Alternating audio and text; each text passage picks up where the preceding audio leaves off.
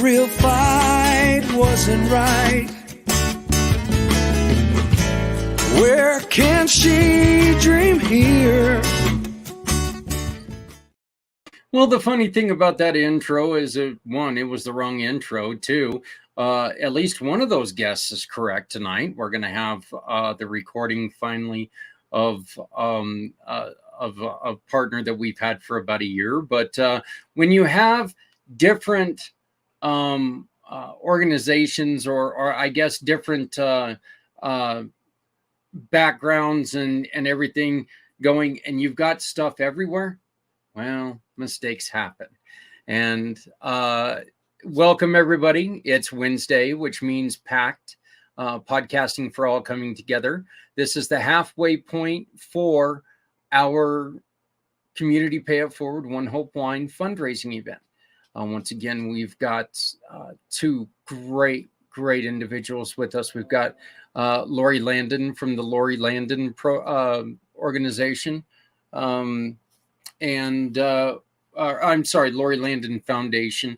And then we've got Dennis Schrader from, I know from, oh my God. Okay, there we go. And now I know I'm messed up here. Thank you, the Price of Freedom Foundation. I am so sorry, Dennis. You can flog me later. And this is the scary thing. Dennis is also going to be the first guest that we have. Yeah, well, you can type faster than I can think, obviously. But Dennis is going to be our first guest on our brand new show on May Day. May Day, we have a problem. Dennis is going to be sharing a story with us today that you will see why we're doing what we're doing. So once again, that's Dennis Schrader with the Price of Freedom Foundation. So I just wanted to let you guys know that we are on May Day, which is May 1st, Monday, May 1st, at 11 o'clock a.m. Eastern. We're starting a weekly show to talk about suicide. It's a 1-hour show. We're all going to get together.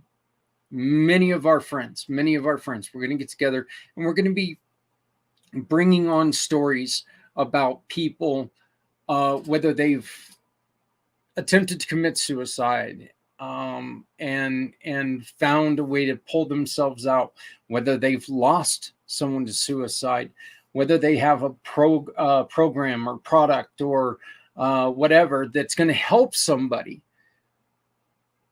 And our goal on this is to make sure that, you know what, no matter what you do, if it's going to help someone, we want to bring you on. So if you have any ideas whatsoever, we want you to get a hold of us. All you got to do is go to communitypayitforward.us. Once again, that's communitypayitforward.us. Go to the contact tab and get a hold of us. I will be sharing a little bit later a job form that you can take and you can do whatever you want to do. One of the goals that we have for this is we are going to make a very, very extensive database that has to do with you putting in your situation, and it's going to shoot out people who can help you in your situation. There's a lot going on, and one of my partners in this, you guys know her, you guys love her, I love her. She's been with me. We figured it out that we are about ready to celebrate our first anniversary. So I am so honored to bring on the goddess of the grape, Stephanie Samos. Stephanie, thank you for covering me and my numb tongue. Numb brain is actually what it is. Pregnancy brain fog is rubbing off on you, Zach, and I'm so sorry. Well, I've been telling people for a long time that I must have gotten pregnant after I quit smoking because I gained like 180 pounds. And that was 17 years ago. So this kid's going to come out ready for college, but one of these days I've got to lose some of this weight. But Stephanie, as I mentioned, you are a huge part of Mayday We Have a Problem. Just briefly before we bring on our very, very special guests, what are some of the things that you're looking forward to doing with this? I mean, as you mentioned, a database of resources. I think, when you brought that up, I kind of thought to myself, do I have resources to provide somebody? And I don't.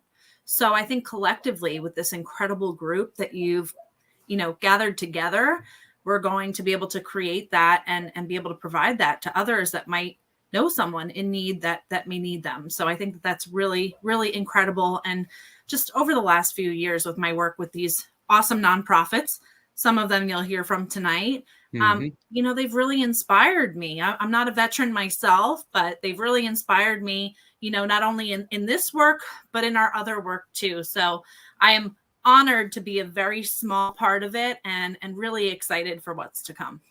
Well, all I know is that we're all very small parts of something that can be very, very large.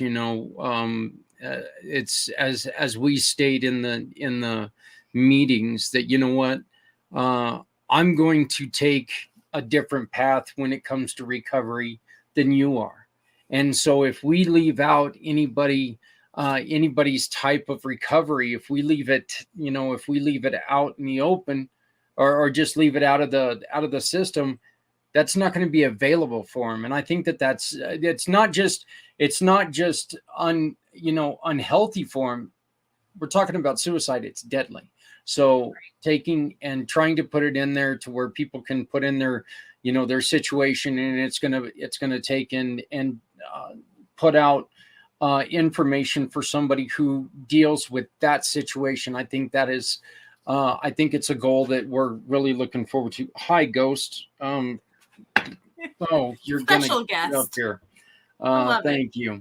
My co-host number 2 is here apparently. So, all right. Well, Stephanie, let's go on ahead and get started here. I'd like first to introduce. You guys met her 2 weeks ago. She is so fantastic. She is a community pay it forward mission partner. And this is Lori Landon from the Lori Landon Foundation. Hello, Lori. How are you? Hey, I am so great. I'm so happy to be here with you guys tonight. This is awesome. Yeah, I'll bet you're also happy that I didn't forget your name. So, and now the guy that I have to apologize immensely to, Mr. Dennis Schrader of the Price of Freedom Foundation. I will tattoo it on my head, Dennis. I am so sorry, my friend. That's fine. It happens to the best of us. Next time you come out here to Middle Tennessee, you can buy me a cigar. There you go. That sounds great. I'm gonna ask a question that I don't think I've asked in ever on this show, but let me ask you all: was there anything in the nonprofit world that happened this week that kind of caught your eye, or anything that happened that that you guys are a little concerned about when it comes to nonprofits? You mean like an experience with our nonprofit, something that happened? Or anybody else's? Because I know that right now we've got, look, let's be honest here. We've got, and I don't like getting too political. We got legislations that are going on right now that are really starting to tie a lot of people's hands both ways. It's not just one way, it's both ways. And I want to make sure that we kind of put it out there to where we can protect and hopefully support some people who are falling in the cracks. So, the answer might be, no, I don't. I haven't seen anything recently, but I have noticed, my organization has been around for 4 years now, and it was actually started way before that. And that there is you try to do something good and there's always unintended consequences. And so the tax code, they raised the standard deduction, which put a lot more money back into the pockets of the working class and the poor. But what it also did is, for people who were contributing as individuals to nonprofits, it made it clear after you started paying attention to it that it really didn't matter. Your donations weren't going to get you anything more in terms of a tax deduction at the end of the year. So there has been a steady decline in individual donations from the, except for the top maybe 10 or 20% of the income earners in this country. And I think that is a very sad thing. And I think it is a dangerous thing for nonprofits overall, because those that are established and have major donors are now paying attention to a much, much smaller segment of the population. And I think in the long term, that's not going to be a good thing. Did either one of you guys have your organization registered on Amazon Smile? You did. Were you one of them that was removed? Well, I know that they were stopping it about a month later after I had gotten on. They announced they were going to be closing it down. I tried to get mine registered with Amazon Smile, but I have a little bit of a beef with the IRS, because though they were quick about granting us a 501c3 status, they classified us as a private foundation and never explained why. And Amazon Smile is not applicable, would not accept us into that program. And there's a lot of other potential funding sources that as a private foundation, you just are excluded, because they assume that you've got a ton of money and that you're the one that has the deep pockets and you don't need their help. Well, it's not the case with us. And IRS is not really good about explaining how or why they did what they did. And they have a 5-year program for the folks that have the deep pockets to go from a private foundation to a public charity, which is just more time like and effort and stuff that we can deal with. But that's one of the reasons why I am so adamant on us continuing what we're doing with my program, because you know what, Dennis, Lori, and Stephanie, you know this as well. And you're about ready to start getting into the nonprofit world. You guys work a hell of a lot harder than the big guys do.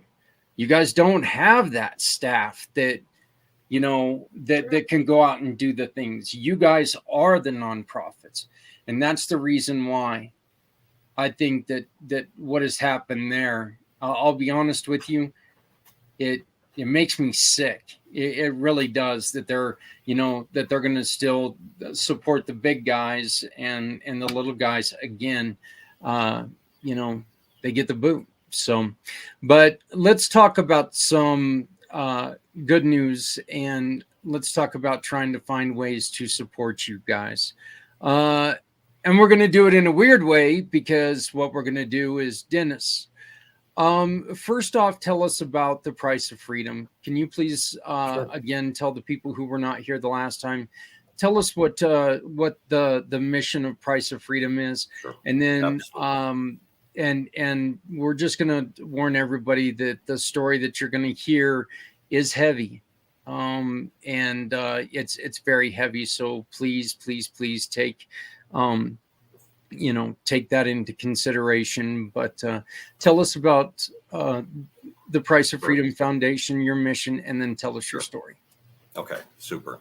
The Price of Freedom Foundation is dedicated to telling the complete life stories of those who paid the ultimate price for our freedom, the soldiers, sailors, airmen, and Marines who have died while serving in our nation's armed forces. And that's not just in combat, it's from any source, including suicide.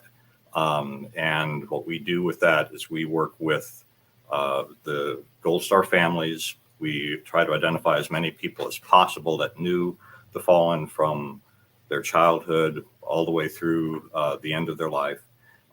Do in-depth interviews with each of those individuals, collect things that tell or help to tell the story. So photos, letters, videos, social media accounts, etc.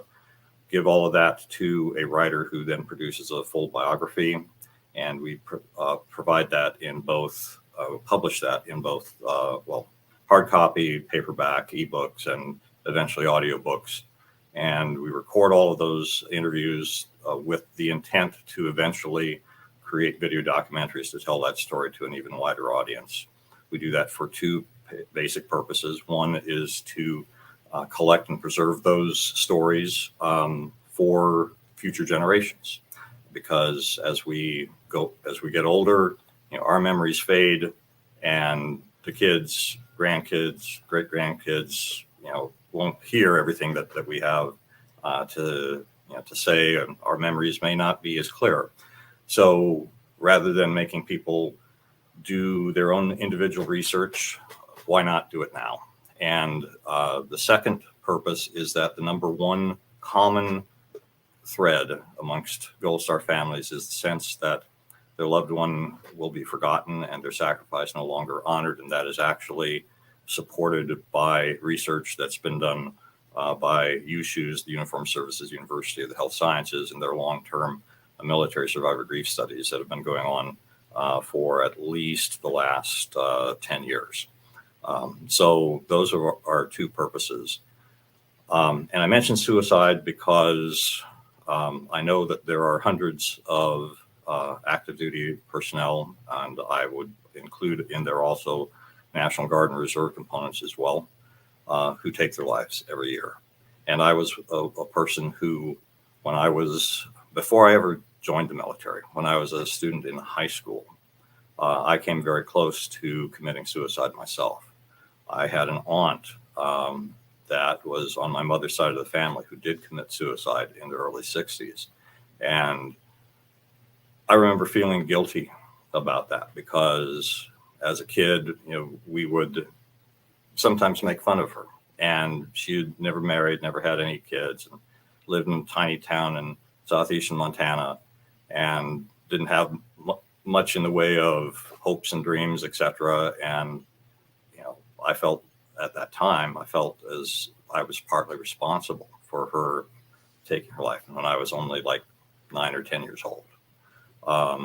Fast forward to my being in high school, I was just a messed up kid. I really was. Now I look back upon these experiences and I see what it had taught me and how I've been able to benefit from the experience. But my father was a Navy man, and my mother, being from this tiny town in Montana, was afraid to stay at the Navy bases when he'd go out to sea. And the Navy sent him out to sea a lot. So every time he'd have a shore assignment, we'd move to the base. Most of the time it was San Diego, but other bases as well throughout his career. And then when he'd be out at sea, we'd move back to southeastern Montana. And I changed grade schools, I think 9 times in 8 years. And he retired from the Navy when I entered high school and moved from his last assignment was the Great Lakes Naval Training Center in North Chicago, Illinois. And I came in there, different style of haircut and all of that. And I went to an all boys Catholic school and had no female associations. Didn't have any friends there that were girls, and all the other guys did. And it's like, I just felt like I was such an oddball, and I felt that I was unattractive, and I felt like all of those things were going on in my head.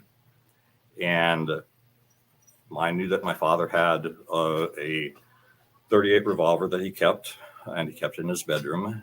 And being the oldest of 7, it's like I'm looking back and thinking back, and like, I don't know how it was, because we lived in this tiny, tiny house. But there was this one evening, and I was the only one in the house. And I had decided that I was going to end it. And so I went into my parents' bedroom. I found where he kept his .38 revolver. I sat on their bed, and I put that revolver to my right temple, and I had my finger on the trigger. there's a thought that came to my head at that time, because I was not angry or upset with my parents. It was all anger directed inside. And the thought was, what are your parents going to think when they find their oldest son with his brains blown out all over their bedroom? And I knew it would devastate them. And so I took my finger off the trigger, put the gun away, and I never talked about that. I didn't talk about that for at least 20 years. So I just went on. Nobody knew what was going on in my head, and nobody had a clue that I was thinking what I was thinking. So that was the closest I personally came.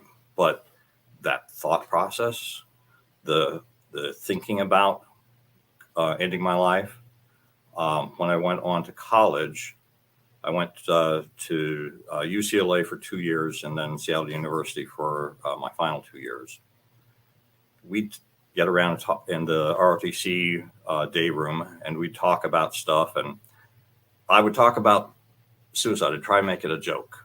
But I guess it was a way of me letting people know that I was thinking about it, but not in a way that anybody really took it serious. But they did call me Suicide Schroeder for a while, because I would talk about this on a fairly regular basis. After I became a commissioned officer, I was a medical service corps officer.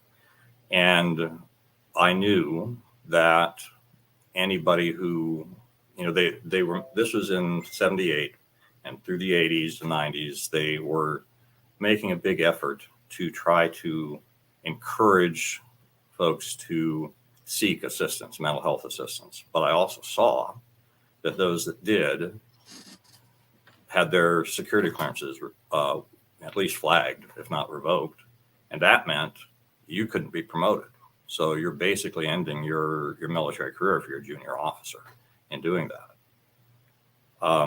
I think part of the reason that I chose the degree I got, which was in psychology and then later in counseling, was because I knew that I was messed up, and I was trying to do a self-help way of getting my head straight.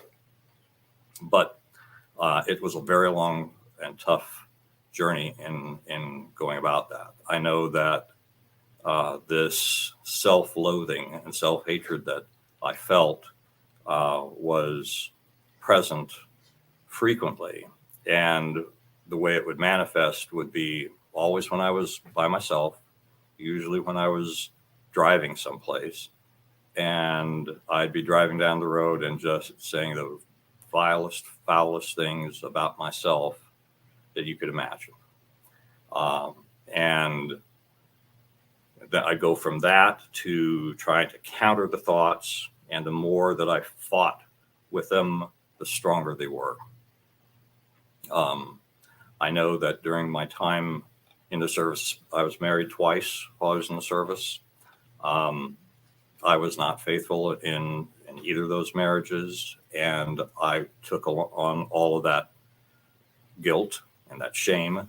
And when there were other conflicts going on between in the marriage, I would frequently think about and start planning for how I would end my life. And up until the very end of my career, even I was lieutenant colonel out at a Triple Army Medical Center in Honolulu, Hawaii, and I had been having issues with not sleeping well.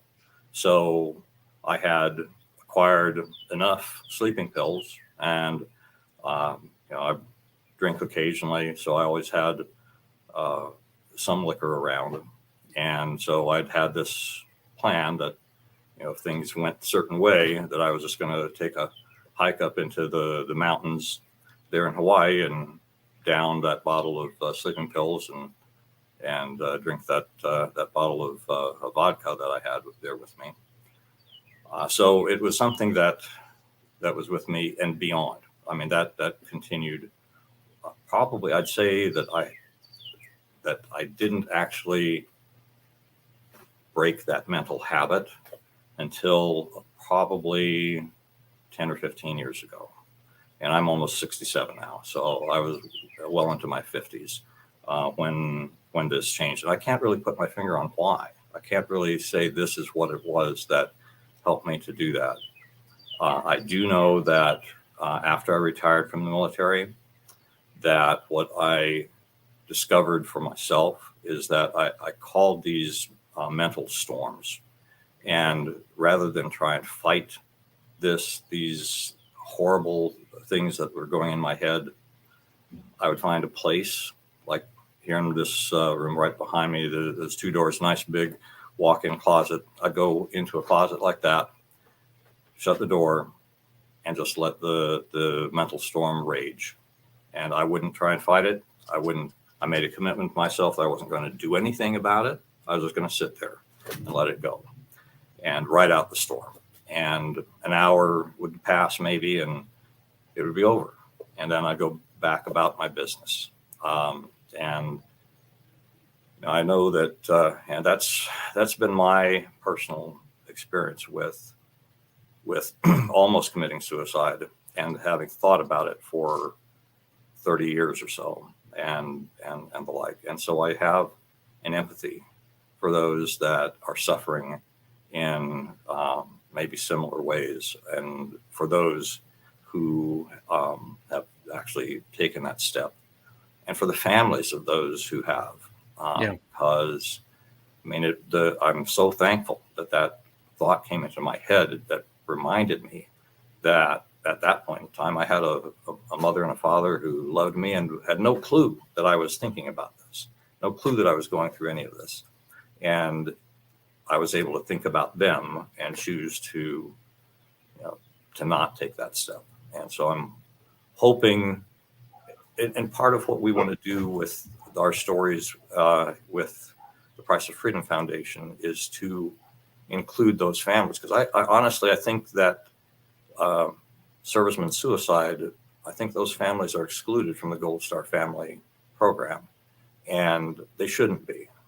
They should not be. That was it's a problem. It's a problem in the service. It's a problem in our society here in the United States and worldwide. And it's something we should do everything that we can to help these individuals, people like I was, to be able to see that there is a reason to go on another day, and that there are options. When those families, I'm sorry. First off, thank you for sharing that, Dennis. I know that's a very, very difficult story. But when those families are not included, isn't that kind of like what we were just talking about with Amazon? You're kind of telling us that you can pick and choose who's worthy. It actually is. That doesn't make any sense to me.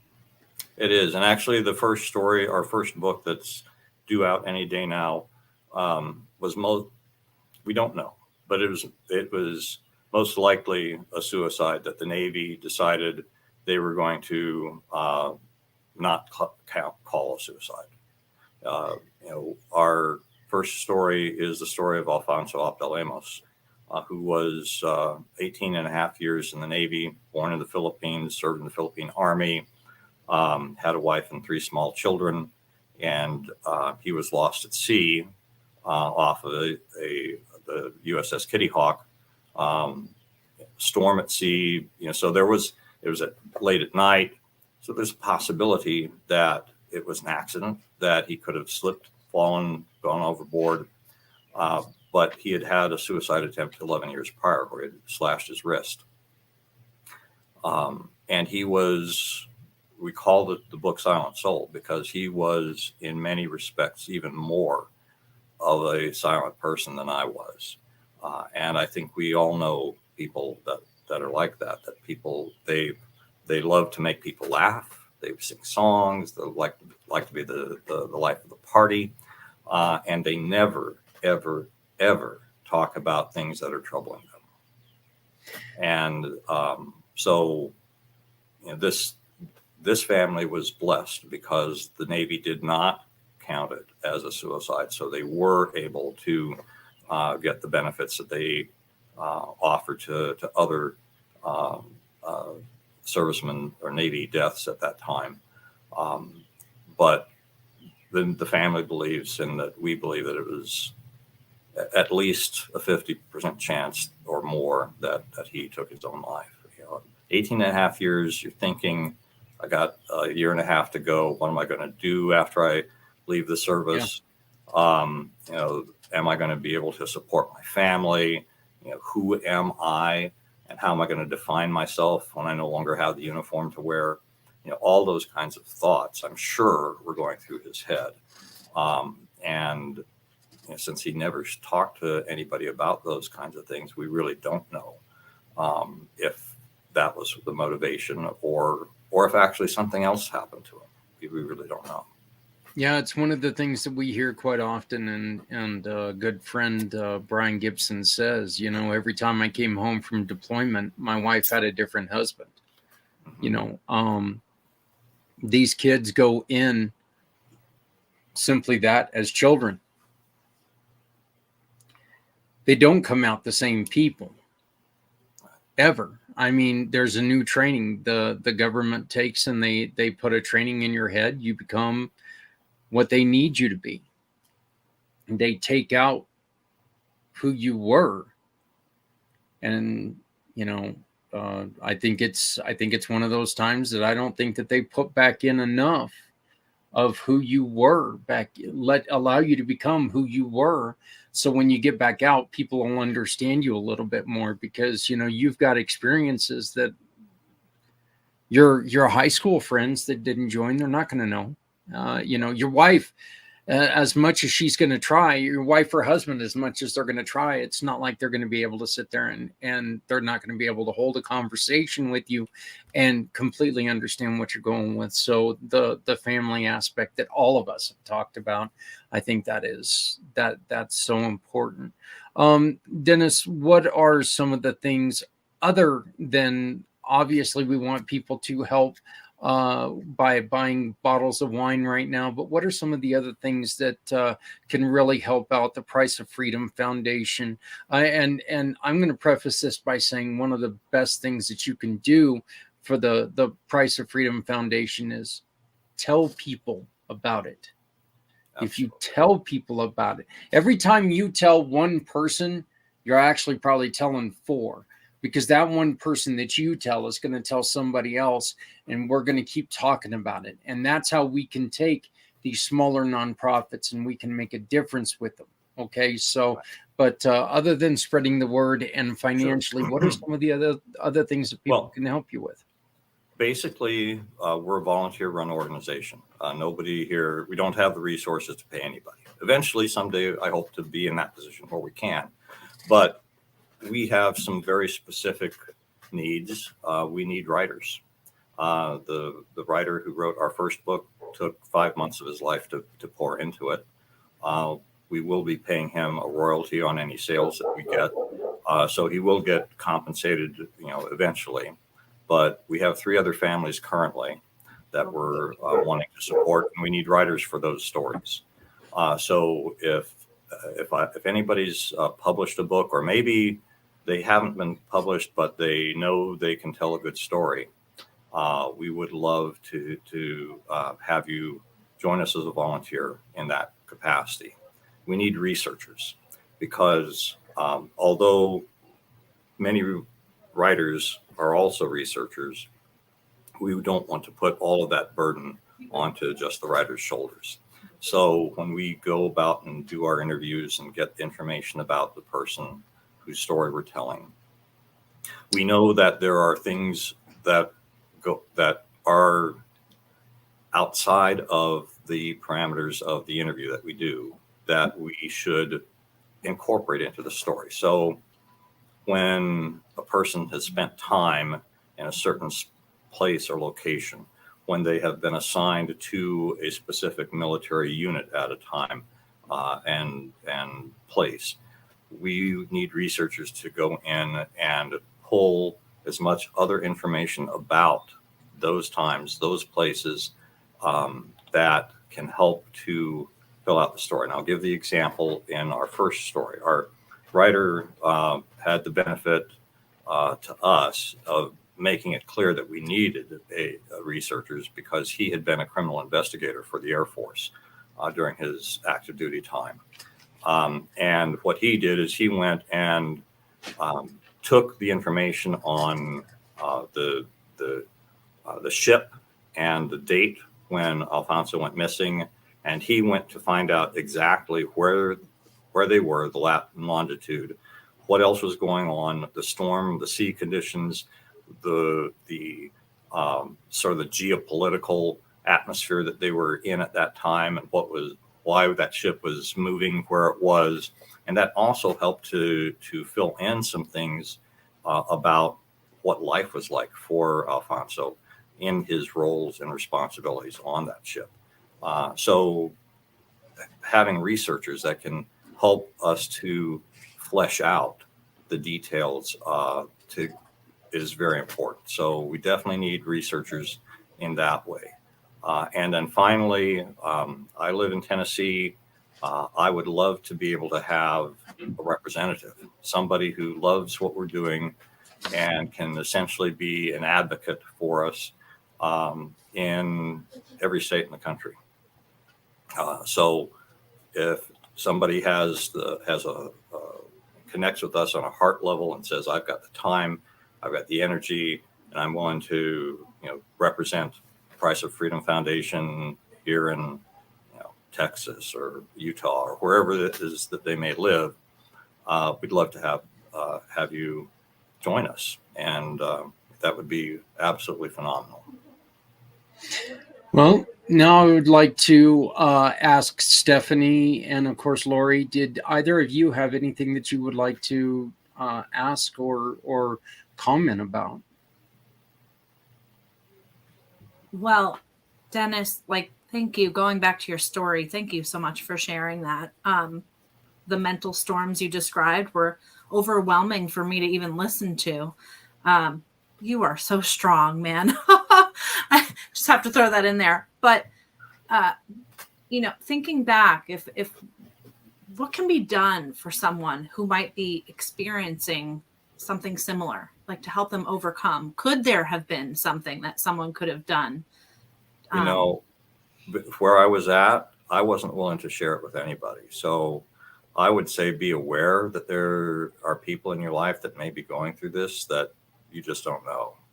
You just don't know. And if they're willing to talk about it, to just have offer a shoulder for them to cry on, so to speak, or to be open to. Yeah, would have helped for me a lot. Yeah, the truth about it is you got to remember that every conversation, when you end that conversation, if you leave people without an answer, it could be the last conversation. So, just please be vigilant. Lori, did you have anything that you wanted to? Yeah, I want to say, thank you again for sharing that. I have been around people and families who have been involved with suicide.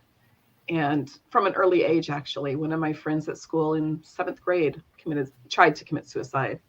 And then I had multiple families where their child had committed suicide. And so I've been around that, and it is devastating. And I think oftentimes, like you said, Dennis, they're not ready to talk.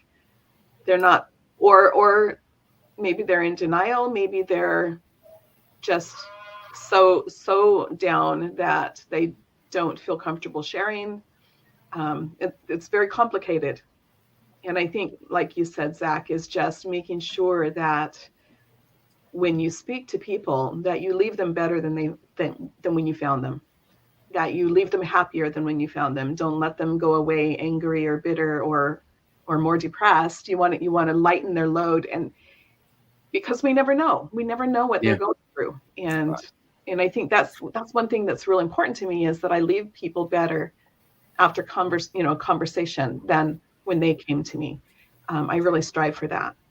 And I think would add probably one thing to that, and that is just to emphasize to folks that if they're important to you, let them know that they're Let them know. to you. Absolutely. So that when they're thinking, oh, nobody will, the world will be a better place without me, or when they're thinking, nobody was going to care if I'm here or if I'm not. If you're the one saying, you matter to me, you're important to me, I really value your friendship, or whatever relationship you have there with them, that'll help at least put that thought somewhere in the head that that other thought is a lie. Yeah. So, Well, with what you were just saying, I love it, Stephanie. I get to use my little saying, no matter how softly you walk, you're gonna leave a footprint. So, there's gonna be people who are going to miss you. Hey, Lori, let's move on over to you real quick. And where I didn't want to turn this into a suicide show, this is kind of a perfect time to explain a little bit about what the Lori Landon Foundation can do. Why don't you tell us the story of the family that you were telling us previously to coming on? You dealt with the loss of a child, and then due to illness and just the loss of the child, you had a mother that committed suicide. I did. When I made 2 trips to Africa last summer to serve people and to meet people and develop relationships. And my first trip over there, I met a young boy. He was 11 and got to know him. I was helping to support him in his soccer endeavor, just personally. Really excited. He had never had the opportunity to play, and he was going to be able to be on a team. He was so thrilled. Didn't have a lot of money. They lived in poverty. And before I went back for my second trip, a couple weeks after that one, just in that short time, this young boy got malaria, and within 2 days he died. We didn't know in time. Otherwise, we would have been able to get him treatment. So the mother she was a single mom. She lived in a 1-room apartment with the son and a 6-year-old boy in this 1 room. They had no money. They had almost no food, pretty much no food. And the youngest boy also got malaria. So we got him treated. We got him to the hospital, and he was a 6-year-old boy who I actually got to spend time with on my second trip. And during that process, we found that the mother had no money to be able to bury the son that died. And this boy lay dead in their 1-room apartment for 4 days. And she was devastated because she knew that the only option she had was to throw him in the trash can because she had no way to move the body. And she was just devastated. It was traumatic. It was horrible. You can imagine. So we provided a burial for this boy. We got him the clothing, the casket, the transportation to the village where she had come from, where they were going to bury this child. And this burial, it's another story in itself, but it impacted an entire village. That village, it's just been so beautiful to see their response to the service that we did in providing this funeral. Well, during that funeral, the mother passed out and was taken to the hospital. And she was diagnosed with HIV, which just wiped her out. Her one son was still in the hospital getting treatment. The other one had just been buried. She was diagnosed with this illness. And knowing how people would treat her for the rest of her life because of what she had was just too much. And the day after we got the son back from the hospital, this mom committed suicide, which left the 6-year-old boy to find her and to try to survive afterwards by himself. And so again, we provided this funeral for this mom and the burial. And when I was able to go back, I was able to build a relationship with this James, this little boy, and spend time with him, take him to dinner. And that adventure led us to serving another young child who lived in the slums and helping their whole family. And it was incredible. But the weight of everything, dealing with those 4 days of not knowing what to do with the son and no food and no rent money, which we were able to help her with, she was just overwhelmed. It was that life was already hard. They were in poverty. They had no money. They had no work. They had a lot of struggle. And to add those things on top of each other all at the same time, it just was too much for her to handle. And so she didn't make it. But we, through that, have made such a beautiful impact in the village where she was buried and where the son was buried. And we have made such a difference in the young boy's life. We are staying very connected to him. He's on our soccer club, our football club over in Kenya, and being able to live out that dream for him. And it's really made a big impact in his life. And when we took him to dinner, I have pictures of how the big smile on his face, which he had never been able to go out and do that. That was something special for him. And it turned his life around, really did. But that's what people go through. The people we serve are people in need. And our foundation is designed to meet people in their need, help them become self-reliant and want to give back. And that's exactly what's happening. We have saved over 50 lives now. We have provided now, the number went up this week because we had another burial. We've now provided 8 burials, 7 children and then that mom, which honestly has been such a beautiful gift to me to be able to do that and to be able to provide that for these people who don't have that opportunity. They have no option. We have provided food, water, clothing, shelter, school supplies, school fees for orphanages, for families, for individuals. We have provided business opportunities, help people create businesses. When I took this young boy to this dinner, and we were just leaving, we were getting our Uber driver, I saw a little girl sitting at the side of the parking lot. And I could tell she was hungry. I could tell she was very ill. So I walked over to her and talked with her, and we got her dinner. And I asked Habil, my manager there in Kenya, to go find her again and find out where she lives. And we were able to do that. We found her single mom, her little sister, and they lived in a slum area. They had nothing. They didn't have beds. They didn't have a stove. They had nothing. And shortly after that, the little sister died. So we provided her funeral. But we were able to take this mom and this little girl that I had found on the street. We took them, got them into an apartment, helped the mother create a business that she wanted to do. The daughter got medical care. We got her into school. She's in the top of her class. This family is thriving, this mother and daughter. And it's just someone that I found as we were walking through, saw them in the parking lot. It's incredible to just be able to meet people in their need and then find out how we can solve the problem, but then help them get out of that situation so that they can become self-reliant and not have to live that way anymore. And that's really what we do. We're working with 100 single moms we've got in Uganda who are on the streets. They have no skills, no opportunity, no education. We're now partnered with an organization. We're getting sewing equipment, beauty salon equipment, and we're going to put together a training center where they can get skilled and be able to create businesses. We have put many people into businesses already, and it's their business of their dreams. It's what they want to do, and helping them realize they can change their life. They can create the life they want. And that's been phenomenal to be able to be a part of that. We're working on getting garden spaces.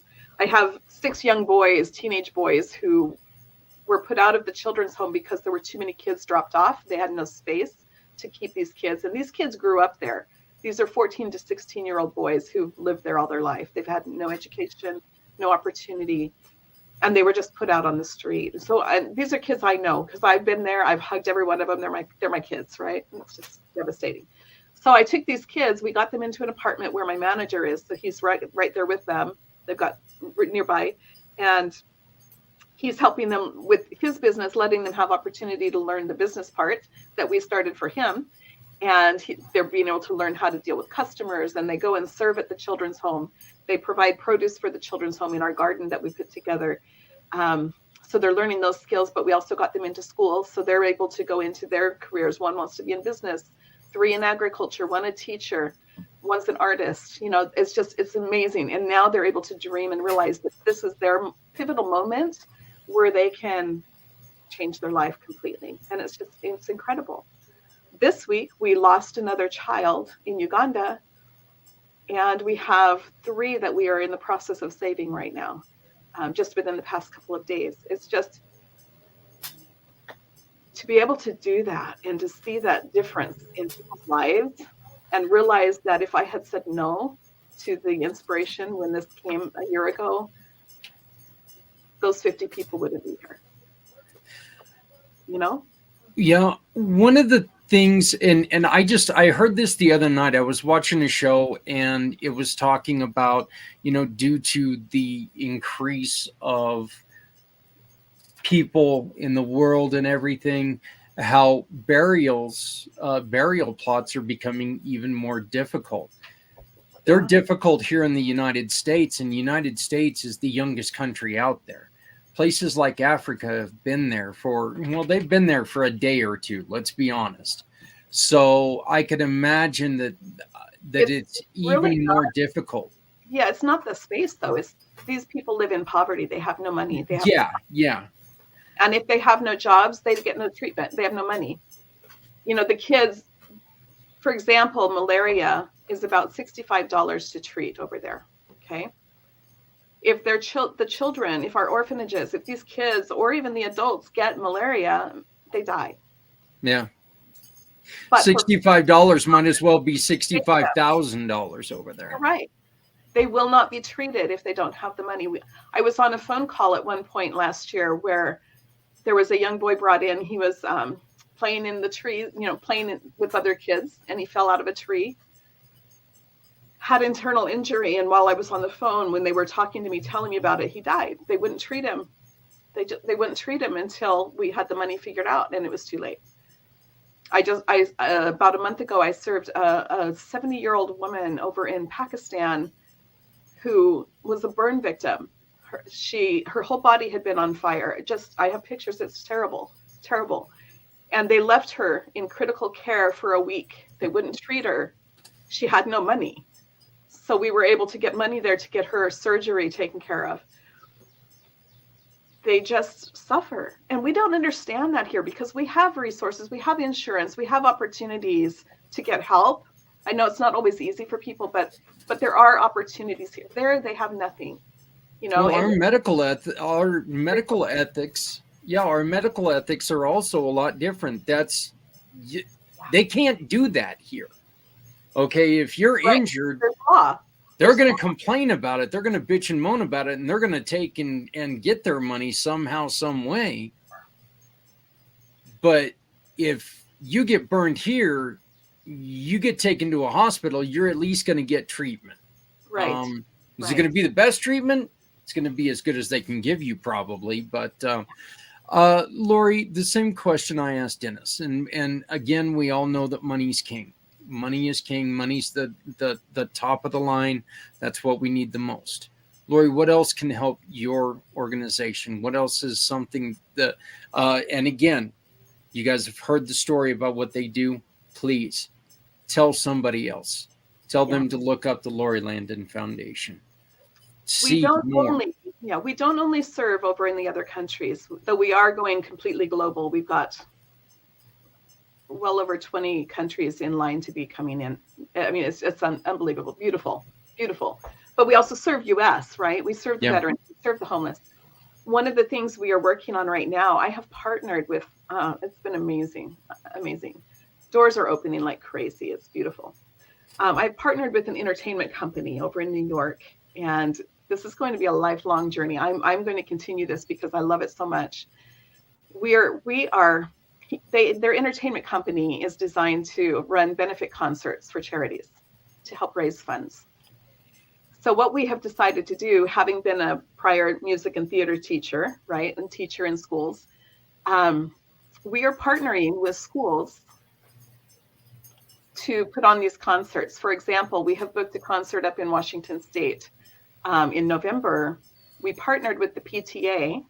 The PTA is going to get a very beautiful fundraiser out of this, and they're going to be helping us not only get the venue accessible at the rate of the PTA, but also being able to sell the tickets, because they have the families, being able to bring in the vendors because they're there locally. We're going to bring in the Journey Band to come in and perform. And because that was the choice they made. They wanted the Journey tribute band. So we're bringing that group from New York. We're flying them over there. And then out of that, they're going to get a fundraiser. We're supporting the schools while we also generate a lot of revenue for the foundation. We're booking one in Southern California, booking one in Maryland.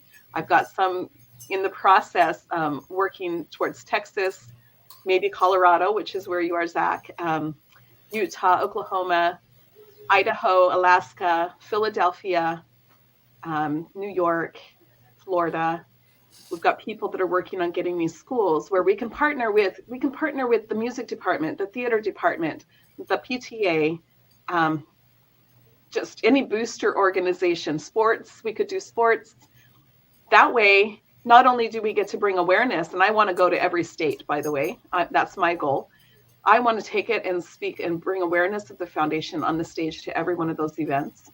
And at the same time, all of those schools are going to be benefited. So the foundation is serving the schools locally, as well as the veterans and the homeless here in the U.S. So it's just a beautiful way. So one of the things they could do for that is connect me to anyone at the school that has a theater of about 700 seats or more. Could be a college, could be a high school, whatever school has a space with that kind of seating. And they could become partners, which would benefit the kids in their school as well as benefit the foundation. So that's one of the big things that I would love to have help with. And it doesn't take any money from them. It's just helping us put it together, right? Organizing it. And then the other thing would be cause marketing or partnering with me in their business, because we are a nonprofit. They do get a tax break, supposedly. And so if they would like to partner with us, either sponsoring our soccer club, although the kids, it's just an amazing story. And if they're interested, have them call me, because I would love to share those stories with them. So we've got the soccer club. We've got people, orphanages needing food, and any of the things that they would be interested in. We can either designate it, or we can just take generate the revenue and then take it over and serve the people. School supplies, school fees, for the states or for around the world. It's needed everywhere. So there's a lot of things that can be done monetarily. People over there are on Zoom with me every month. So all of those kinds of connections, technology would be very helpful. If you have an old phone, if you have an old computer, I'm sure we can make use of it. They're happy if they get a pencil and paper, some basic school supplies, things like that, clothing, shoes. These kids don't have them. They don't have it. And so any of that would be greatly appreciated. So there's so many ways that could be done to be able to help support us. But I will say, I feel so honored and so blessed. I'm going to get emotional here. Sorry. To be able to do this. And I told my story, I believe, last time a little bit more in depth, but those moments of inspiration that led to bringing me to this point, and those pivotal moments, the illness that I went through and letting go of my career, stepping out blindly, those times, I'm so grateful that I said yes to do this. And as I look back and I think about all of the people and all of the relationships that I've built through this worldwide, it's just amazing. So anyone who wants to be a part of something that brings more love and connection in your life, more relationships, more fulfillment, join me. Come be a part of it with me. There's so many ways we can serve. I've had a few people say they want to go with me on my next trips. They want to be a part of it. They want to feel what I feel, and it's so beautiful. So beautiful. Well, we want to shout out Mr. Wasserman. Mr. Wasserman's the one who is the lead of putting together these concerts that you're talking about. He does such a wonderful job. Such an energetic little man. He truly is. That guy, you talk to him and you feel like you could run through a building. Don't you, Lori? Yes. And I told him this is a lifelong journey for me with him. I'm so excited about this. So we're getting calls, even Alaska. We're getting called today. Today I got a call that we're going to do a concert in Philadelphia and Florida. I mean, just new ones that have opened up. It's just beautiful. And I just cannot wait to be able to share this with the world and across the nation. And on top of that, the way we are benefiting schools and the children here in the States, it's beautiful win-win. You know, it's going to be amazing. I can't wait. I'm so excited. One other way that you can help out, Lori, is right here. You just, oh, sorry, Stephanie, I didn't mean to do that. I meant to do this. Boy, I'm just at it today. But right here, if you scan that QR code in the corner and you shop with any of our partners, they will donate a portion of your purchase. And it can go to the Lori Landon Foundation, which will help them continue the wonderful things that they're doing. So please make sure that if you can't get to your phone right now, if you can't get to the QR code right now, simply go to communitypayitforward.us, type in Lori Landon, and it'll pop up. I would like to give, of course, Stephanie and Dennis, I'd like to give you guys the opportunity. Please, do you guys have anything that you would like to ask or comment with Lori? How do you keep it all together, Lori? You've got so much going on around the world, and I'm just having trouble with the scope of what I'm trying to do. I can't imagine. You know, I love what I'm doing. In fact, there's one thing I didn't share, and that has to do with Stephanie. She brought a gentleman from Pakistan to me this week, and we were able to meet. And we are going to be opening a library and learning center for children in Pakistan.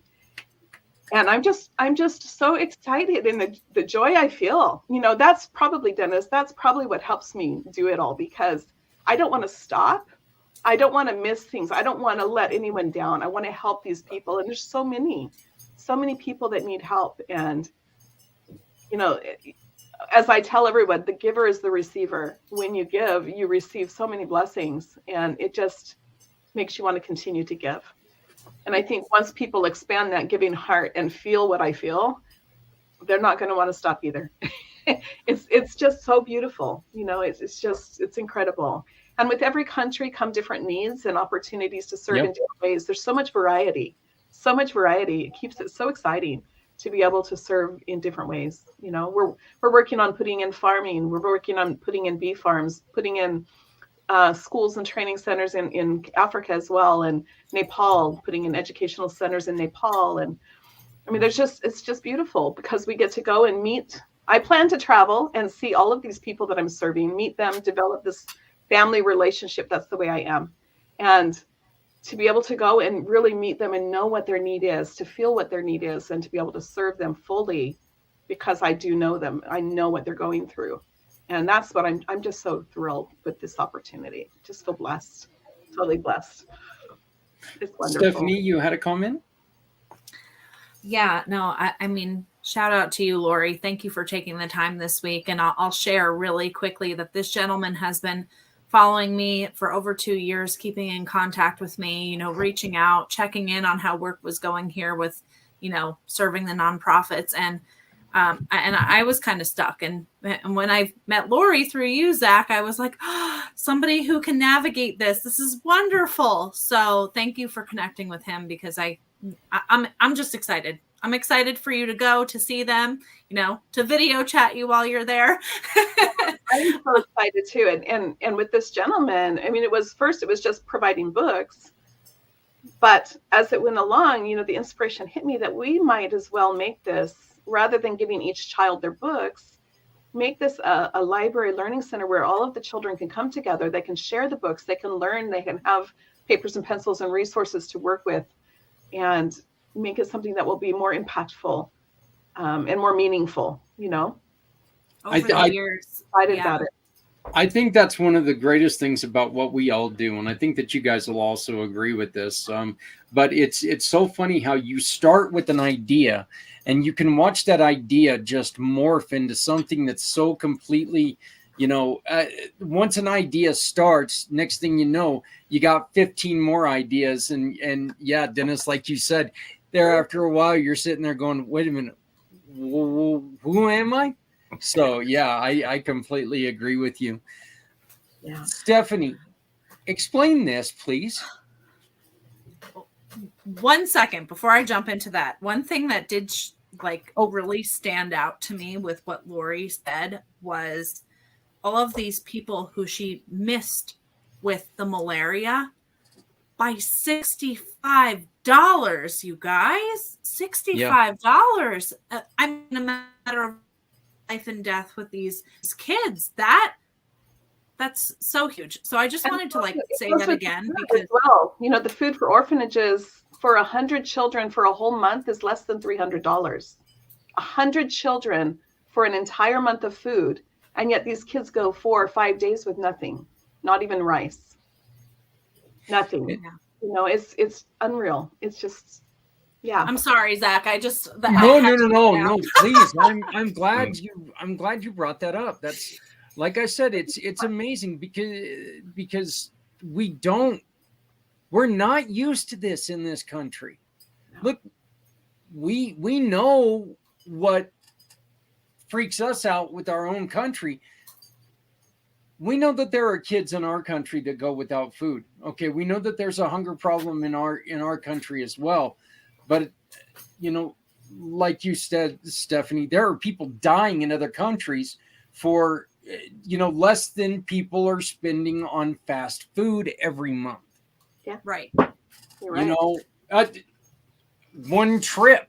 Some of us with larger families, that fast food, that's one trip that that you could have saved lives if you would have just taken and repurposed that money. So one fast food trip, one trip a week to Starbucks that you're brewing coffee at home instead. You could be sponsoring these incredible organizations with even that $5 or $10 that you were going to spend.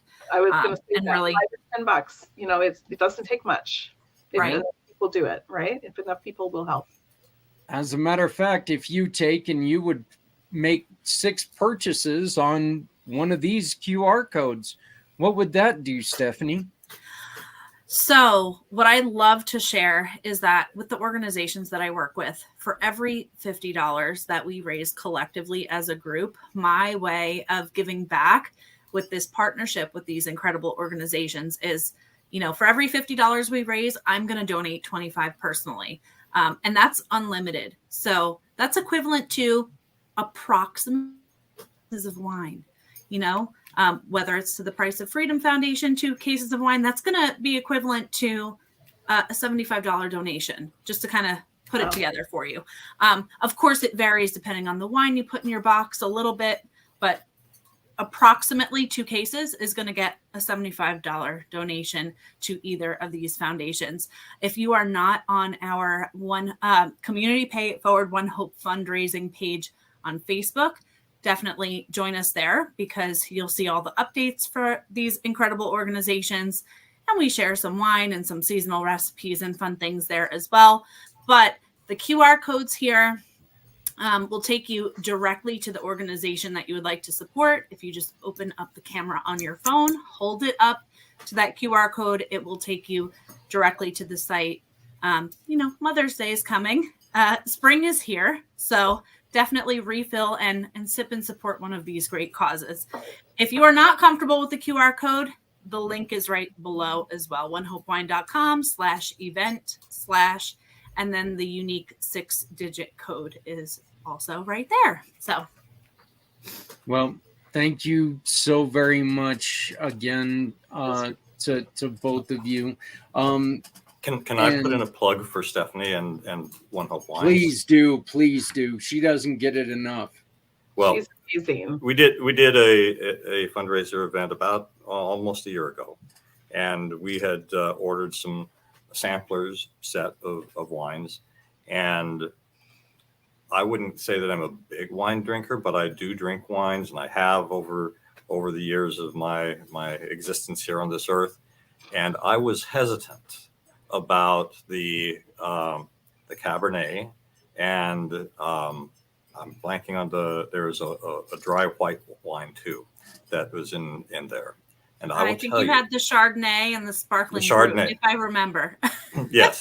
And I was actually shocked at how smooth and how tasteful these wines were. It's like it was unlike any Chardonnay. It was unlike any Cabernet Sauvignon I've ever had, and because most of them, it's like, man, I have to really take this in little tiny sips to get it down. That was not the case with One Hope wine. So if you were kind of like me and you're kind of on the fence about, another Cabernet, try theirs. They're great. Thank you, Dennis. It's so beautiful. I've really gotten to know and appreciate her this past couple of weeks, and it's been a beautiful relationship. I'm excited to continue working with her. Very sweet person. Look, this $25 is coming out of her own pocket. I mean, this isn't a bonus that she gets from the company.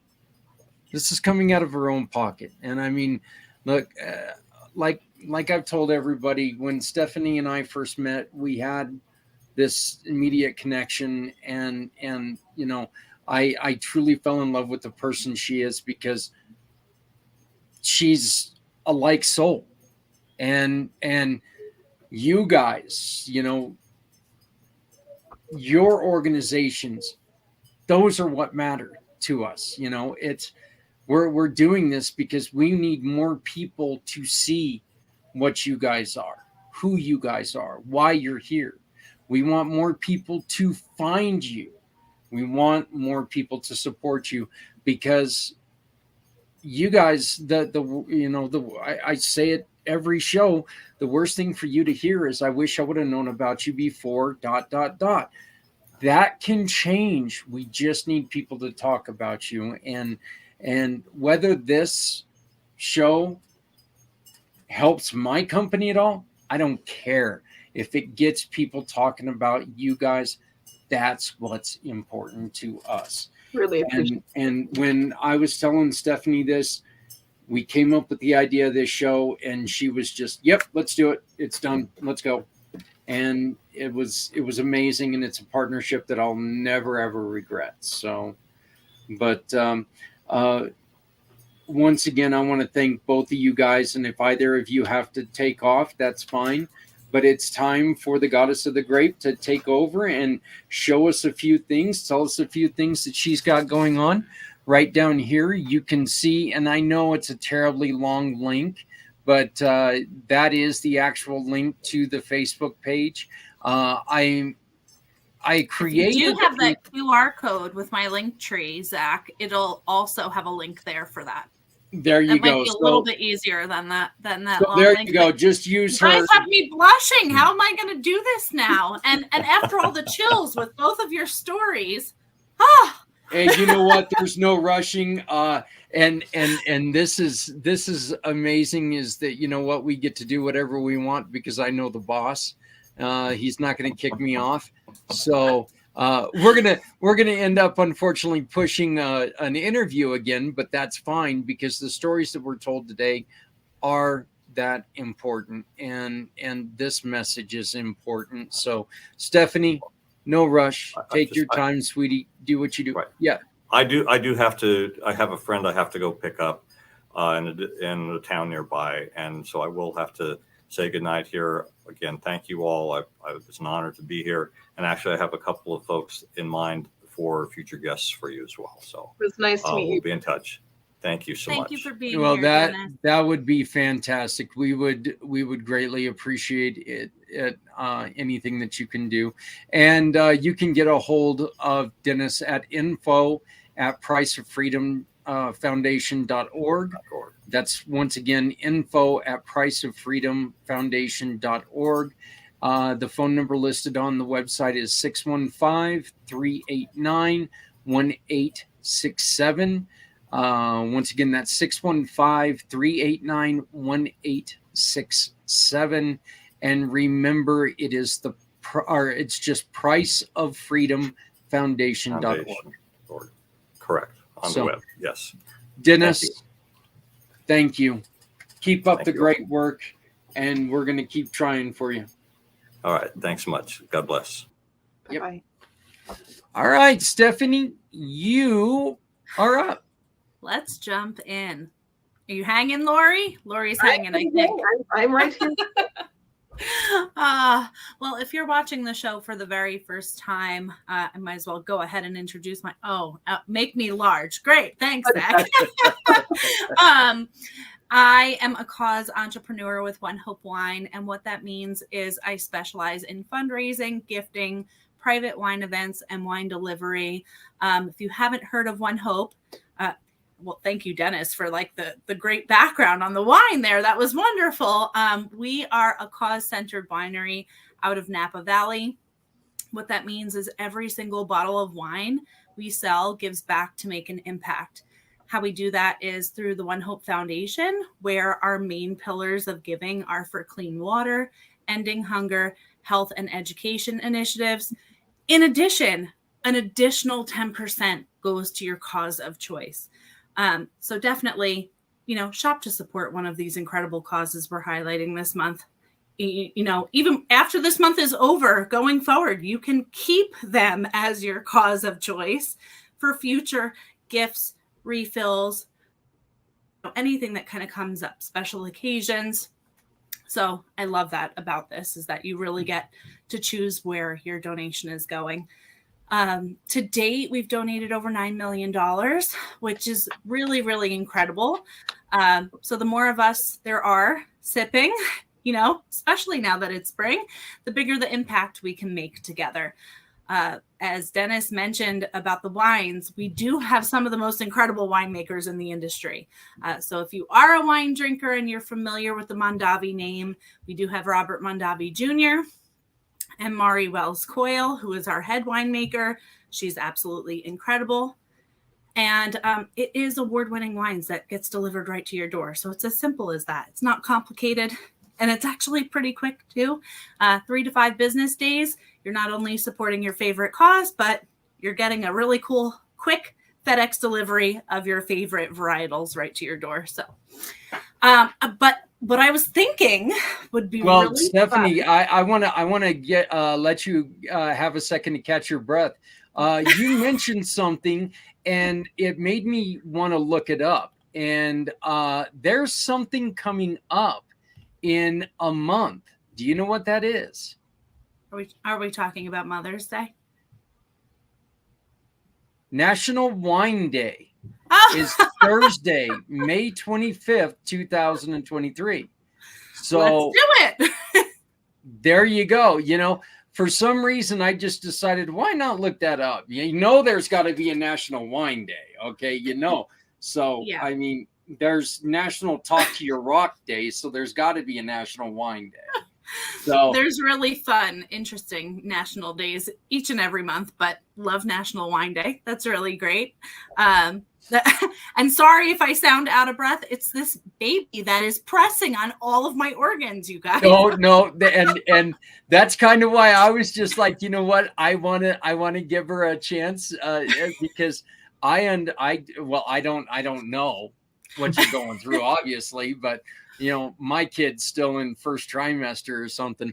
But I please just take your time. We've got all the time in the world. You turned, you are sharing a couple things. Are you ready for that? Yeah, would love that. So, Mother's Day is almost here. So, my question to the audience was, are you doing brunch? Are you doing lunch? Are you having a small gathering? I wanted to share 2 recipes tonight, not highlight wines and tasting profiles, but I thought it would be really fun to share 2 recipes that are simple, yet really delicious, that might be a nice pairing for a gathering. So I'm going to share both a red and a white sangria recipe. I personally like to prepare sangria the day before and let the fruit sit in the juice overnight, but it can be made the same day also. So the first one is going to look really nice, and this image is really beautiful. And the second one is actually a really old image that I had to bring back from the archives because it's actually a personal recipe of mine that someone asked for, but it's really delicious. So I thought I'd bring it here for, to share with you all. So first up, and I did it where you can take an actual picture of the photo if you'd like to, just to save the recipe, is the ruby red sangria. So this gorgeous deep jewel tone sangria recipe is bursting with juicy pomegranate, fresh berries, and citrus for a mouthwatering cocktail that will keep you coming back for more. I personally would like to use the Vintner Collection Pinot Noir, and I'm holding it up to the screen just so you can see the label really quickly before we move forward. But the ingredients calls for 1 bottle of our One Hope Vintner Collection Pinot Noir, 2 cups of the pomegranate juice, 16 ounces of citrus, and it could be orange or it could be grapefruit. I personally would go with the orange. You could do a sparkling water or a sparkling brut. I would go with the Vintner Collection Sparkling Brut personally, rather than the sparkling water. But you do have a choice there. Pomegranate seeds, blackberries, orange slices, and it's really super simple. All you're going to do is add the ingredients in a pitcher and stir to combine. I would also refrigerate it overnight or for a few hours if you are not pressed for time with making the recipe. You can top it with the sparkling water or sparkling brut just before serving if you would like to make it a bubbly. Some people like it still, some people like it bubbly, but make sure to add whatever bubbly you choose right before serving, or else it will be flat. So that is the Ruby Red Sangria. It's light, it's refreshing, it's great for this time of year, and Pinot Noir goes with so many foods. So really nice pairing for springtime and the holidays coming up. Even the National Wine Day. Is this one a lighter? Is this for people who like the lighter side of wines? Is it good for that? It is a lighter bodied red, the Pinot Noir. So nothing I'm covering tonight is anything that's heavy. Like a bold Cabernet is a bit heavier. The Pinot Noir is lighter. I think you really enjoyed the Pinot Noir, actually, Zach. Now that I did. Yes, I did. Yeah, and that's one of the reds that is actually really delicious cold. So really good pairing for a sangria. Well, I think I might have to give that one a shot. I really do. So. That looks good. I'll have to throw in blueberries though, because that's just kind of that's my thing. Is well, you're speaking my language because the next image has blueberries on it. Oh, you mean this one? So I made this a few years ago, and it was such a hit that people were asking for the recipe. So this is quite old. Made it several times, and over and over again, it was a crowd pleaser. So this is an older photo, so I apologize, but it's from the archives and it's a delicious recipe. So again, if you do have the ability to refrigerate overnight, I would suggest that. It does allow the fruit to absorb all the juices. If not, I would recommend refrigerating for a few hours before serving. So let's dig into the ingredients on this one. You can absolutely take a picture if you'd like of the photo to kind of save it. In this picture that I have photographed, there are 2 bottles of our Vintner Collection Sauvignon Blanc. So if you're not looking for such a big portion, because this was serving others also, you can cut this recipe in half. This is an older photo, so the label does not look like that on the website anymore. I'll actually hold up the label to the camera really quick. It's a little bit different on the Sauvignon Blanc, but it's our Vintner Collection Sauv Blanc. So can you see that? There we go. Okay, perfect. So 2 bottles of the Vintner Collection Sauvignon Blanc. I prefer using Sauvignon Blanc instead of like a really sweet white wine, because this one has a hint of sweetness to it, but it really the fruit brings out like more flavors in the sangria with this, and it doesn't make it too sweet. This also has 2 cups of orange juice, 1/2 of a cup of brandy, 1 cup of diced pineapple, 1 cup of blueberries, 1 cup of sliced apples. And I I named this a tropical white sangria just because that was kind of all my favorite fruits of the season, all combined. You combine them, stir it, refrigerate it overnight if you can, serve it chilled. And if you would like it bubbly, just before serving, you can add Sprite or sparkling brut. In my experience, some people enjoy it still, some people enjoy it bubbly. So I just like to give, guests the option if you're serving other people. But both of these options would be light, fruity, refreshing, and a perfect pairing for a celebration, for Mother's Day, or a weekend gathering this spring. Yep. And you were right. You're talking my language. You got pineapple and blueberries. Yeah, we've got a winner. That looks so good. And this recipe is also going to be on the Facebook page, correct? I will post it there, so you all can find it there also. Yeah, for sure. We talked about the April purchase with purchase promotion last time, which includes the sparkling brut and also includes both of the margarita wine cocktails that we have. So if you're building a box anyway, might as well add that for 50% off. So I'll just mention that again. Oh, look at you, Zach. So on top of it. Thank you. It's so that's almost really like I know what I'm doing. Yeah. No clue. I love it. Yeah, but really fun, really, really easy to do. And if you need to, in a pinch, it could be made pretty quickly. And it's delicious and a crowd pleaser. Both of these sangrias, I think, depending on what mood you're in, and if you want, more oranges and more of the pomegranate flavors, go with the red. And if you want more blueberries, pineapple, go with the white. Or make both. Yeah. So, and please, everybody, remember the easiest way to get to support the Lori Landon Foundation or the Price of Freedom Foundation is right here. Just scan these codes. These codes are on the Facebook page right now. They're also on Stephanie's on her link tree, so you can find this. If you guys need them, you can always reach out to us at Community Pay It Forward. This episode is going to play throughout the rest of the month along with the first episode. We still do play it because Lori's story, we got into we got into Dennis's story tonight, and Lori told us her story and her illness. And you know what, Lori, I think that we've got a little bit of extra time here. I mean, we've got 30 minutes left in the show. Why don't you go on ahead and let's get into your story again, if Stephanie, if you don't mind. Okay. That's nice. Thank you. Yeah, it's quite a journey. My background is music and theater. I have a master's degree in conducting. I taught in the schools for many years.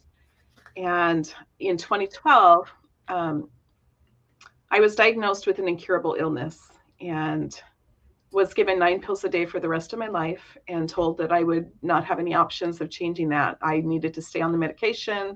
There was no other way around it. And so as I began to study this illness, I realized people were dying from it. People were on chemotherapy. They were going through surgeries. And I'm like, okay, I have to find a different way because that's not my path.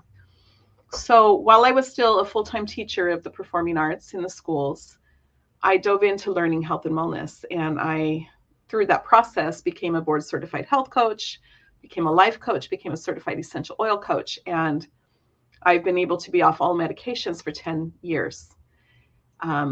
It's been a phenomenal journey. And then along that path in 2018, I went to an event.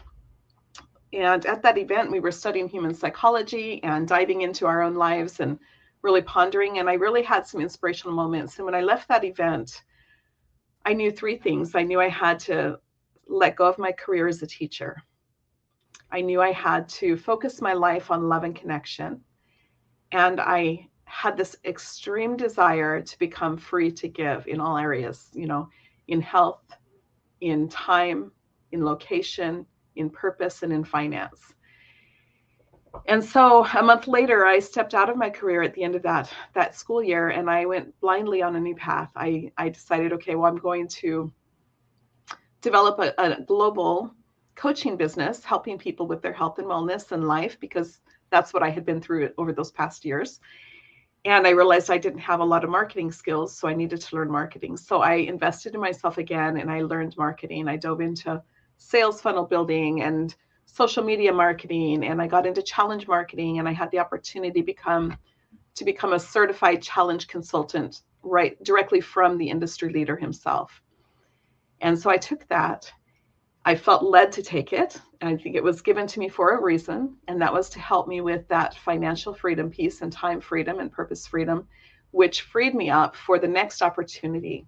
I had a young man from Kenya contact me on social media asking for my help. Of course, he had no money. He was in a devastated situation.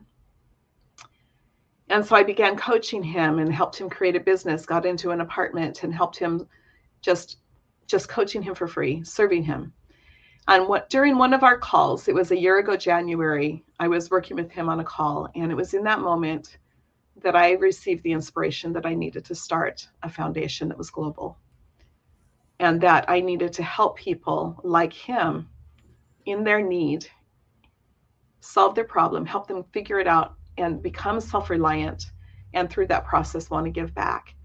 And that's where it started. Within about a month, I was a nonprofit officially. That's unheard of. But doors just began to open for me as I said yes. And it was in that moment with this young man that I knew the name of it was going to be the Lori Lundeen Foundation, my name.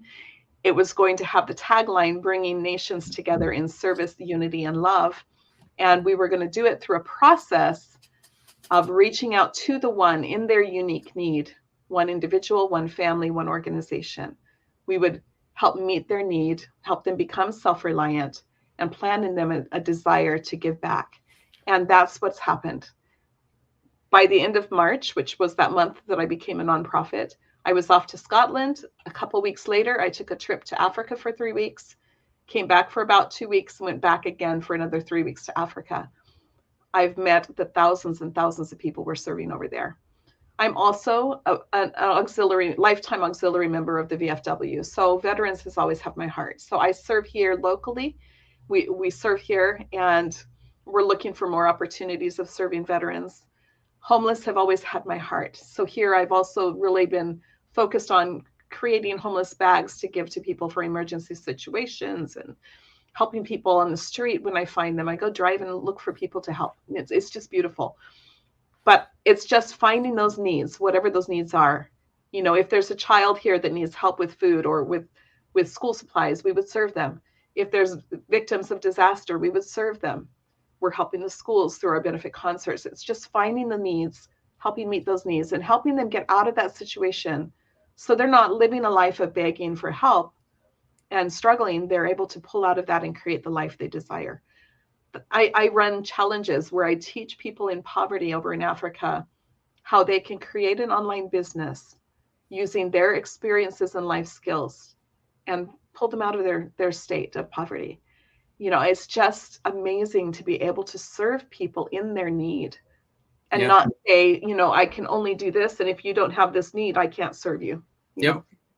I don't want to be in that situation. And that's why it was so important to me that this was set up where we meet them in their need, whether it's building a large school or training center, whether it's building a hospital, medical facility, whether it's helping people have a farm where we can provide produce for the children's homes and the communities who have no food, or training the kids that want to go into agriculture. They can have that farm to be able to develop the skills they need to go into it as a career, or provide job opportunities for people.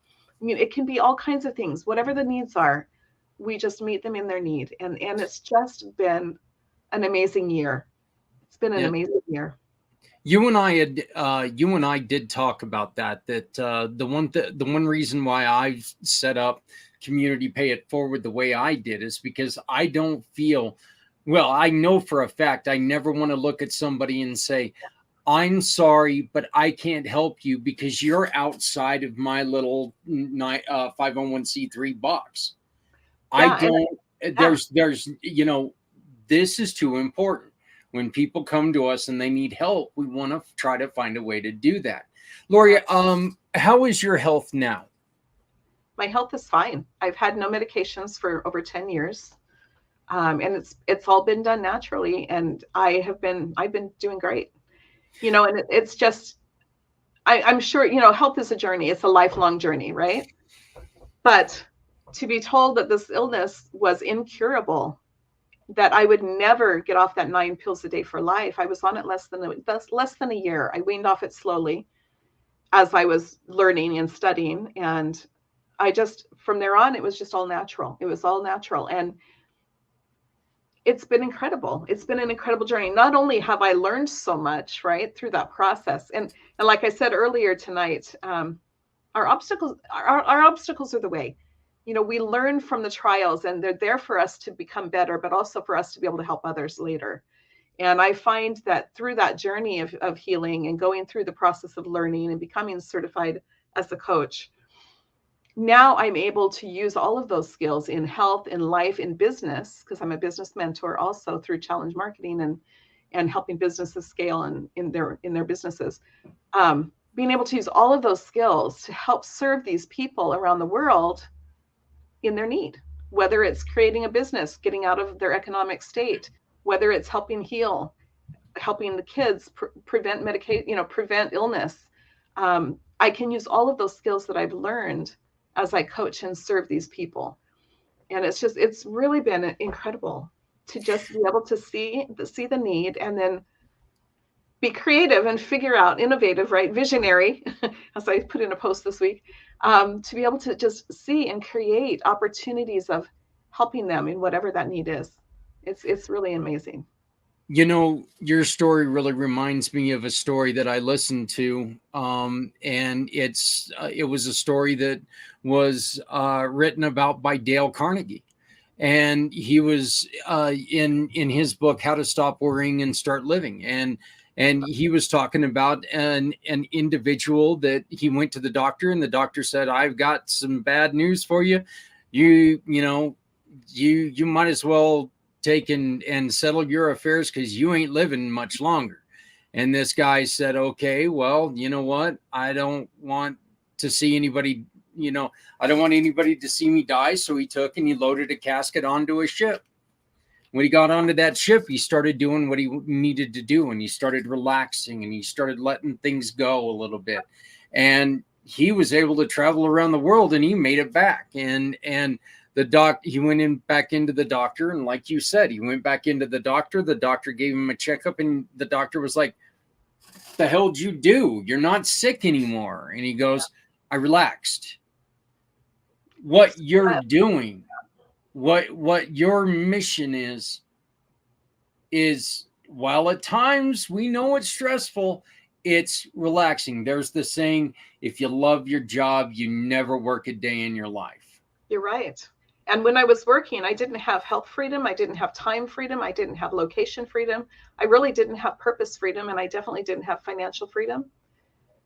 But that's what I'm creating for myself through this. And it's amazing. I have all of those freedoms now, really. So it's just when you find the thing that you love to do, and especially when it's blessing others' lives, and I will put that in there because you'll always be blessed for that, right? So when you find the thing you love to do and you're blessing others' lives, it changes everything. Yeah. I wake up and I love every day. Every day I'm serving people globally, whether in business or in foundation. I love every day, and I'm in charge of every day. I can decide what I want to do each day. I don't have to clock in, clock out. I don't have to go drive and commute to my work. I can serve people every single day. And there's nothing better than that. Nothing better. It's beautiful. Yeah, I love hearing, well, there's just nothing I can do, because it's like, wait, let's think about this. Let's put feelings aside, which is difficult for somebody who's in the middle of a crisis. Let's be honest here. I mean, there are times that you sit there and you think, oh my God, there's no way anybody could have ever been through this. And that realistically, that's just not true. There are people around that we can lean on. And the thing is that nobody's, we haven't been given that chance to tell that story and say, look, this is how I bridged that gap. Now you can get across that bridge and build another one to help somebody else across. Absolutely. Absolutely. And I think that that's one of the biggest importance. That's why I put such an importance on having people tell their story, because what you do is important, right? You guys will both agree with that. What we do is important, but that's not who you are. Who you are is your background. Who you are is that story to get there. It led to what you do. I never dreamed of doing this. I never imagined it. Even when I let go of my career, I had no clue what was coming ahead. But I know now why I had to focus on love and connection in my life for 5 years. Yeah. It has completely changed my heart. Completely. And I loved people before. I did. And I thought, well, why do I feel so strongly? Now I understand, because I've had to have a heart that can encompass the world. It's unbelievable, the change when you focus on those things. So when we feel like we can't do something, if you focus on, yes, I can do it, and what do I need to change about myself to become the person that can do it? And that's what I did. I focused on love and connection. I focused on developing and saying yes to the opportunities.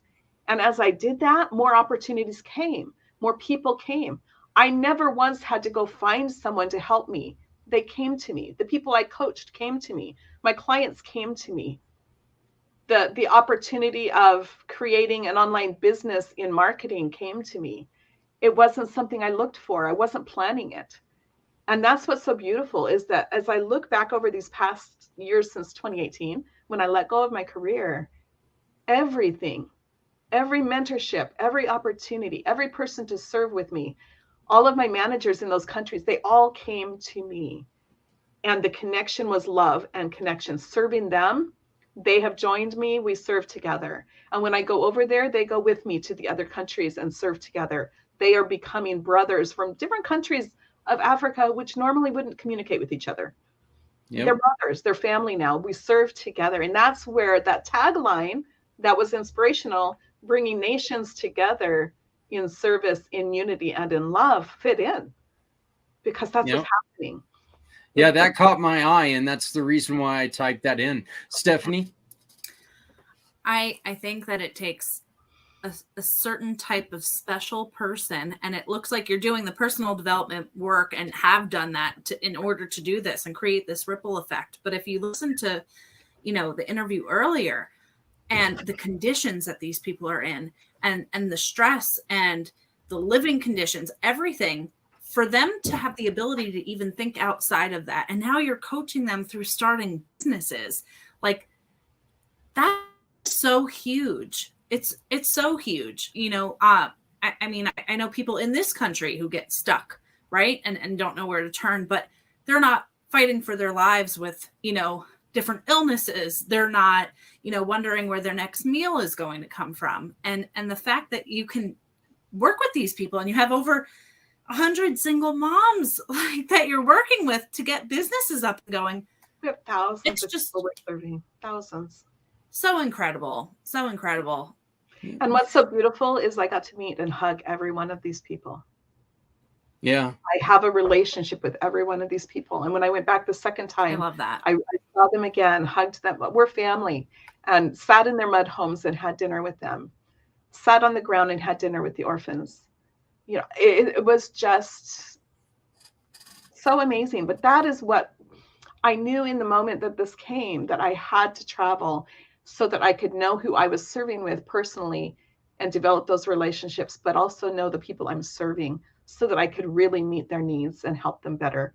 And that's really my goal for this whole thing. Whenever we expand to we're already serving in Kenya, Uganda, Nigeria, Pakistan, and here, US. but we have ready to open South Africa, Tanzania, Ethiopia, Rwanda, Ghana, Liberia, Mexico, Cuba, New Zealand, Scotland, Nepal, Pakistan, India. Now we have Romania, Bulgaria, and Poland. All of these I have connections in that I could open instantly if I wanted to serve there, right? So as soon as we can fund it, because it's way beyond me now, it's big, but as soon as we can fund it, I'm going to be expanding to those countries. And, you know, just the opportunity of being able to find what their needs are in those different places, which are going to be different. You know, they're going to be very different. How beautiful that is to just be able to go in and find someone who needs help and to be able to just love and serve them. And, you know, it ties into that suicide thing too, because a lot of these people are in such a devastated state that just telling them how much I love them and how we are family, we are the same, we're equal. It doesn't matter what color we are. It doesn't matter where we live or what our economic state is. We are equal. We're brothers and sisters, right? We're family. And to see that and how just that piece changes them. I asked them once in Uganda, I said, you know, it costs a lot of money for me to travel here. I said, would you rather that I take that money and make donations so that you can get the things you need, like food, medical care? And they said, no. They said, you being here is more important. Just your presence being here is more important than that donation would be. That is, you know, it brings tears to my eyes. The love, the appreciation, gratitude, humility, all of those words, you know, just, it was amazing. Amazing. And, you know, and just someone else in your life. So, Stephanie, with what you're doing, I think that with what you're doing, one of the greatest things about what you are doing is you get to be the super mom you are. And at the same time, you are helping countless numbers of nonprofits just by doing something that you love. And that's kind of evolved over time too. Yeah. So, what was your question? I'm sorry. How hard, I mean, how difficult was it for you to make the change and go into this? And now how happy are you did that? It's definitely been a journey, and I won't dive into the whole story because that'll take way too much time right now. But I've definitely been on a journey over 7 years now, medically with my children, you know, and I've really using this platform to try to help them. And I think I cut out for a second. At the same time, as I dove into the work with all the different nonprofits, it's been so inspiring to hear, you know, maybe this set of nonprofits is helping veterans, but in so many different ways, you know? So just, I feel like different parts of my life are kind of connecting together in a way is the best way that I could describe it. And things that we've been working on for over 10 years now are kind of starting to trickle together, which is really cool. Along with the baby, I don't know, like along with all these things happening in the next months, the baby's also being born is amazing.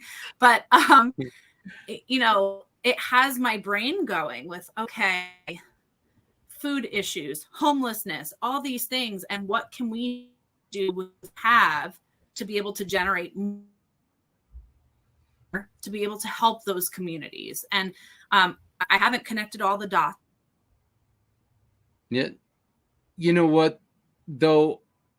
I think one of the greatest things about this is that you and I have sat here and we've talked to people and you have seen the struggle with a lot of these nonprofits. You've seen the urgency of a lot of these nonprofits. And instead of it detouring you, you and your husband are running headfirst into joining them.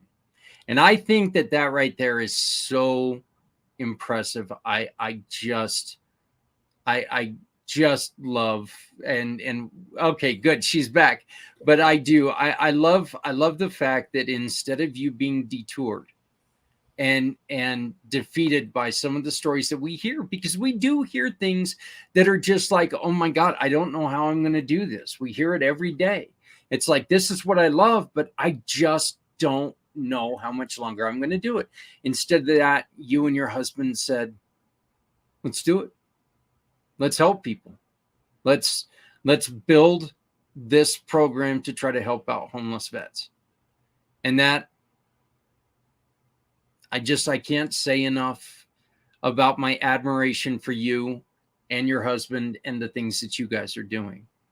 So, I mean, thank you, Zach. I haven't connected quite all the dots yet. I have a lot of ideas, and we're going to have space to be able to try to trickle into the community as best as possible, and when we thought rentals, that took a pretty hard pivot, and we were like, not just rentals through HUD-VASH to help veterans. Like, let's focus on that. But the other angle of this, and I know we touched on this tonight with the foundations, is what business efforts can I create and do that's going to help fund this more quickly? Because let's be honest, it's not normal market rent that you're getting when everything is invested and there is a door there or a few doors there. It's not like, okay, rent's going to come in and we can get the next one done. That doesn't work like that. I would say up here, it's probably half of what the market rent is. And that's okay. Like, I want a lot of cabins. I want a lot of doors. I want all of that, and we'll have the farm space where hopefully the goal is to find a way to use that land to create something that can give back to the community too, whether it's through food, whether it's through, I don't know, all natural something. I'm kind of talking off the cuff here, but you know what, Stephanie, but that's the best way to do it, because you know what, the things, and Lori can attest to this, the things that are 100% going to succeed, this is the best way to go. This is how it is. Oh God, that sucks. And then you're going to go, there's no way in hell this is going to, people like that. What? And it's amazing how it kind of rolls in. I've told everybody for the longest time, I started this company. We're coming up, 7 years ago. I started this company 7 years ago. And I took the first 5 years and I figured out how to screw it up every way possible. That was almost my goal. I'm going to try to find every possible way to screw it up. And that way I can find out what works. And learn. It's how we learn. Yeah. Maybe it's a little bass backwards, whatever. But you know what? It truly did work. And I have all the faith and in all the support for you. And I think that you're going to do I think you're going to do fine. Before I have to let you go, and ladies, we're running out of time, but this was a fantastic show. Stephanie, tell me a little bit about your program that you got now with furniture and gently used goods. Yeah, sure. So something we thought of for the last few years, kind of launched it. And I feel like the time was right when we did it just about 2 months ago now. We are PNS Improvements locally here in Pennsylvania, but we branched off to a distribution side where we have a page on Facebook right now. And we also have an eBay store. And what we're trying to do is give back to the community. Inflation is really high. People are struggling here right now, right? So home improvements in general are, I would say, put on the back burner for a lot of people. If they need a new bathroom vanity light, they're not going to go to the store and spend $150. Well, if we can offer it at maybe 40 or 50 and it be a fraction of the price, the idea behind that too is rolling whatever income comes from that into the housing efforts that we have going on too. We do live in an area where the Army Depot is right here. So we do have a lot of elderly. We do have veterans here. And it's been really nice to kind of see them take advantage of of some of these things that we're offering. So I am offering it locally first. If I have a surplus, it's going on the eBay page. But of course, if you need something, it's best to go onto our group page and shop there, because even if you need something delivered, I could give you a better rate than what eBay is charging over there. So, but I do ship some things, local pickup for the larger items, but just trying to offer a variety of things to help people feel a little bit better, you know, in their homes, and be able to still do the improvements that they may want to do, you know, even with food costs and things being so high. So yeah, kind of came into into action right when I feel it was the best time. Well, I love it. Hey, everybody, you know what? This was fantastic. Lori, Stephanie, thank you for sticking around for the full 2 hours. I greatly appreciate it. Sadly, our time has come to say goodbye. Wasn't that somebody else who was saying that? But I would like to remind everybody, hey, you know what? If you have an extra hoodie, throw it in your car. Elements kill everyone. It doesn't matter if you're black, white, orange, or green. It doesn't matter if you're Christian, Muslim, or whatever. Elements kill. If you got extra food, just throw it in your old hillbilly Tupperware, zap it for a couple minutes, and take it to somebody who's struggling. Food is difficult to find right now. Make sure that you're taking care of each other. Love somebody out there, because somebody out here loves you. Look, if you're not helping someone, you're hurting everyone, okay? So just remember, please remember, that nobody needs to go it alone when we all come together. My name is Zach Clayton with Community Pay It Forward, Community Dare to Care, and the PACT channels. We'll see you on Friday for Community Impact. Stepping out of her fear, bring me home. Out alone to show me the way. You wanna be a part of Sunset Boulevard.